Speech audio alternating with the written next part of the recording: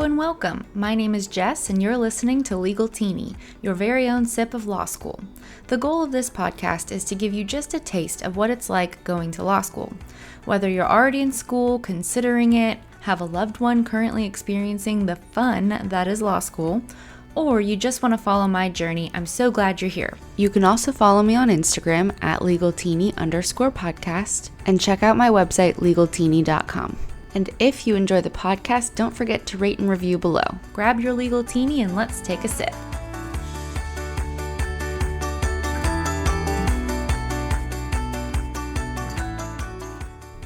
Good morning and welcome to Q4, or the second half of your semester if you're in school. We are about a week into Q4, so this is a perfect time to reflect on what is going well, plan ahead to nail this last quarter of the year. This can be a really challenging time of year for anyone headed into the holidays, where there's just a little bit more pressure, the feeling of maybe running out of time. There's a new chill in the air. Depending on where you are, that chill might already be creeping into your mornings, like where I am, or maybe you're still enjoying the warmth of late summer, like where my family lives in Texas. Either way, we are approaching the end of the year and the second half of the semester, so this is a fabulous time to check in and see where we're at. In school, we have 7 more weeks until finals. What? And we just wrapped our midterm season and fall break, which was lovely. I went to the beach and relaxed so hard. I didn't make a podcast for last Thursday since I really wanted to give myself a break. I'm feeling very refreshed and a little bit sun-kissed and really honestly ready to hit the second half of the semester. So it was a really nice break. Even with the stress and anxiety of midterms and all of that, it was really nice to just kind of disconnect and get a bit of a mental break. So the holiday season can present a lot of anxiety and kind of a lot of past traumas for a lot of people. So heading into it with a plan makes all the difference for me. So I'm not sure what works best for you, but let's just dive in, because for me, as you might already know, a plan is just the best way to begin. So I've never really been a fan of New Year's resolutions, not because I don't believe in resolutions, quite the contrary, but I don't like that people wait until January 1st and then if they lose their steam, they just give up on their goal until the next convenient time to begin again. Let's just face it, there is no convenient time to put in the effort to begin a new journey or start fresh or chase your dreams. There's just no convenient time. It's right here, right now. Waiting for a certain calendar day is honestly just an excuse and leads to feeling out of control during the holidays, because you view it as your last bit of freedom before you really get serious about your goal or your routine, whatever you're wanting to implement into your life. So let's just not say we did.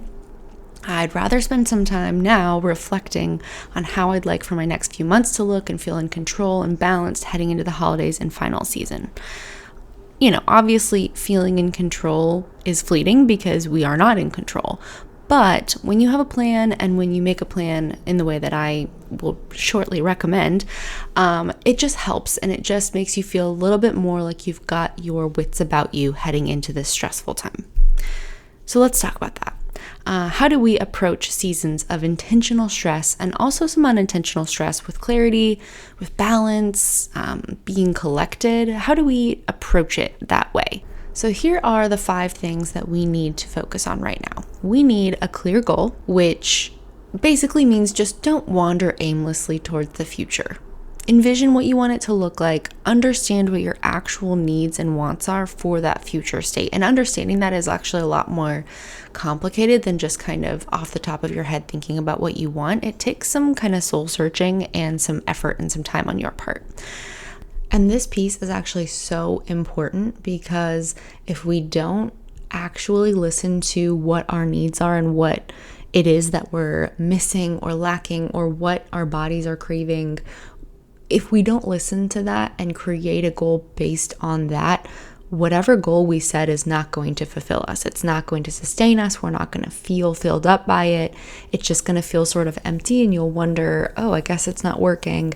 I guess I'm not doing it right.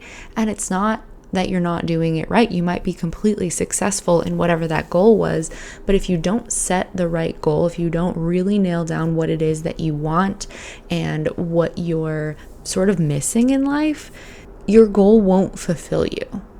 So when I say to take time to really think it through and kind of do that work with yourself, I genuinely mean to like spend time considering and thinking through what it is that you actually want and what it is you actually want that future state to look like. So do that. I mean, take the time to truly think about it. What could you accomplish between now and the end of the year? You have 11 to 12 weeks until 2023 starts.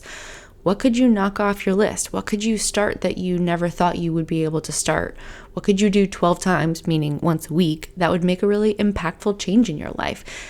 Breaking it down like that kind of makes it feel a little bit more approachable. The second thing that we need is a plan. How do we approach the end result from where we sit now? Can we break it down into steps, into months, into weeks, into action items? Write down in your planner or your journal or your Google Calendar, wherever you keep yourself on track. That's the best place to house your plan and sort of house all your little milestones that you have along the way. I like personally to move from biggest to smallest milestones. So to do that, I think about what would a halfway point be? After that, can I break it into quarters, maybe even more than that? Thinking about it sort of in fractions helps the larger goal to not feel so big. And I think I've said this before on a podcast, but an old mentor of mine used to tell me we eat an elephant one bite at a time. Whenever I was really overwhelmed at work, she would just remind me that we eat an elephant one bite at a time. And that just kind of made it more attainable. Okay, the third thing that we need is flexibility. We are nothing if we're not flexible. Yes, make a plan. We love plans, but also make a plan for flexing. Sometimes you can flex up and do a little bit more, and sometimes you need to be gracious with yourself and allow some space for added rest. Both are fantastic ways to listen to our bodies and minds as we go. Don't tune out that voice inside that's asking for help or asking for nourishment or asking for a bigger challenge. So build in some buffer time into your plan so you are able to be flexible with yourself. The fourth thing we need is support. So friends and family to support us as we go, keep us accountable is another piece of that you can let your friends and family know, hey, this is my plan. This is what I'm trying to do. Here are the steps. And then ask them to check in with you and ask them to just periodically say, hey, how's that going? It's very motivating to have someone else asking you about a plan that you said you were going to do. The other way we need support is in healthy eating and living to support our bodies for the challenge. Something that I think kind of gets pushed to the back burner a lot when we're in stressful times is really maintaining health and eating and living in a healthy way, getting exercise, because we kind of, it's the first easy thing to push off to the side. You can order fast food or pop a pizza into the oven, which don't get me wrong, that's my favorite thing to do. But making sure that your body is nourished and has the tools and the resources that it needs to keep going, because mental stress is so closely tied to physical stress and to our physical bodies. It has such an impact on us. So, eat your veggies, take your vitamins, do all the things you need to do. The last way we need support is making clear boundaries and expectations for the people around us. So kind of tagging on to telling our friends and family about our plans. Another benefit of that is that they understand what's going on with us right now. And they understand that we might be buried a little bit for the next 7 weeks of the semester because we just have some big plans and we really are challenging ourselves and we really need this space and time to do that. It doesn't mean we're pushing them away or want them at arm's length. In fact, we want our friends and family very close, but we need to communicate that expectation so that they don't feel hurt or forgotten or left behind. The last thing we need is a victory dance. And that's cheesy, but that's okay. What are you planning to do once you accomplish your goal or get to the end of the semester or the year or whatever? Give yourself some treat. How could you treat yourself and use that as motivation as you go? Maybe it's a pedicure or a trip to see a friend or a pair of shoes you've been eyeing, maybe something to work towards so that you have a teeny bit of motivation pushing you to get up and go. Sometimes all it takes is one extra tiny little push to get you kind of over the edge or over the hump in order to get started and going. One of my favorite quotes is actually by Mark Twain, and he said, "The secret of getting ahead is getting started." So what can you get started on that just sort of jumpstarts the end of your year or the end of your semester? How can you start today or, this week sometime in really approaching your goals, from a small, manageable space? But how can you get that started today? Sure, all this sounds nice in practice, right? But how does it apply to real life? Well, I thought I would share my plan for the rest of the semester just to give you sort of an example or an idea of how to approach this. So my first step is my goal, and my goal is really to be prepared for each of my final exams, which are in early December.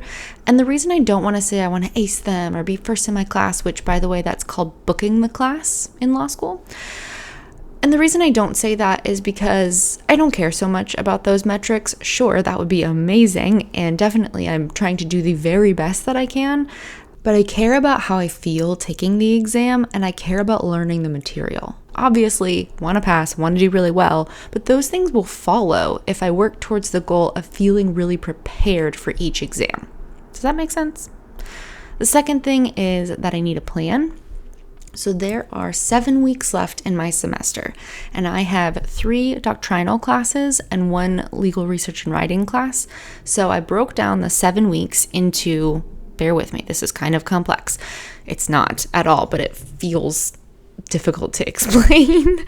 Okay, so I broke down my 7 weeks into 2 sets of 3 weeks. So really it's just 6 weeks plus 1 week of buffer. See how I did that? Each of the 2 sets of 3 weeks has a focus week for each of my 3 doctrinal courses. So the first set of the 3 weeks, I'll make sure that my outlines are super thorough and up to date and super solid, and that I have reviewed everything that we've already covered in class. So during that first set of 3 weeks, I'll spend 1 week per doctrinal class really diving in and focusing on my outline, making sure I've reviewed everything that we've learned thus far. Then, in the second set of 3 weeks, I'll do a deep dive into each doctrinal course and find out what my weak areas are. So doing practice exams for each test and treating it like it's final studying. Then in the few days that I have before each actual exam, luckily mine are sort of spaced out, so I have a couple days in between. So during those days, I'll review and implement the information that we've learned in the last week or so of class, because we actually have class all the way up until finals. So I will use that time to synthesize that information into the outline and the information that I already have. So the idea is to master all of the coursework as I go and not wait until final season to really master it. Essentially, I will already have reviewed this same material twice before finals. So then finals will truly just be a review. The third thing that I need is flexibility. So notice that I gave myself a week of buffer in case I get off track. And I also don't have my weeks super regimented until I get to them. This allows me to ebb and flow as needed each week and adjust with other plans. Now I have a baseline plan for each week that I copy paste basically. I'm not reinventing the wheel every week. I'm using a generic, well, I created it, but I'm using my own study plan for the week and I'm just tweaking it as I go. So that's what I mean by it's not super regimented yet, is I've got sort of my base, and then at the beginning of the week, as I start the week, I kind of modify it and adjust, and I change it as I go. So that flexibility is such a key thing for me, to be able to listen to myself and know when I am like, hey, I can push ahead. And there are more times than I thought I would have where I feel like I can do that, where I'm like, let me just start into the next reading, or let me just tackle this thing that's been on my to-do list. I feel like the flexibility that I've built into my schedule has helped me more than anything else on my schedule.